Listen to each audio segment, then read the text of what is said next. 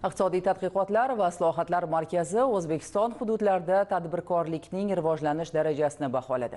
2025-yilda kichik biznes mamlakat iqtisodiyotida muhim o'rinni saqlab qoldi. Uning yalpi ichki mahsulotdagi ulushi 52,2%, eksportda 36,6%, sanoat ishlab chiqarishida 28,5% tashkil etdi. Kichik biznesning eng yuqori ulushi savdoda 83%, qurilishda 75,6% va xizmatlar sohasida 47,2% ni qayd etdi. 2025-yil davomida O'zbekistonda 82,4 mingta yangi korxona tashkil etildi. Faoliyat ko'rsatayotgan korxonalarning umumiy soni esa 493 mingtaga yetdi. Yangi tashkil etilgan korxonalar soni bo'yicha savdo sohasi 30,2 mingta bilan yetakchi bo'ldi. 2025-yilda O'zbekistonda 82,4 mingta yangi korxona tashkil etildi.